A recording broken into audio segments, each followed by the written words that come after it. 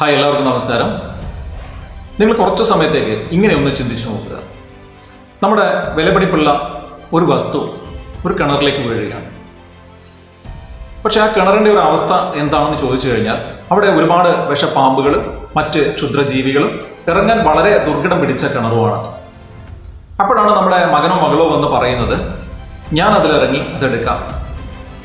നമ്മൾ ഒരു രക്ഷിതാവെന്നുള്ള രീതിയിൽ നമ്മൾ പെട്ടെന്ന് ആ കുട്ടിയെ തടയും.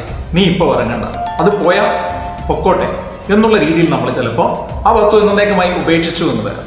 അതല്ലെങ്കിൽ ചിലപ്പോൾ നമ്മൾ മറ്റു മാർഗങ്ങൾ തേടിയെന്ന് വരാം. കാരണം നമുക്ക് ചിന്തിക്കാനും അതിൻ്റെ വരും വരായികളെക്കുറിച്ച് മനസ്സിലാക്കാനും ബോധ്യമുണ്ട് എന്നുള്ളതാണ്.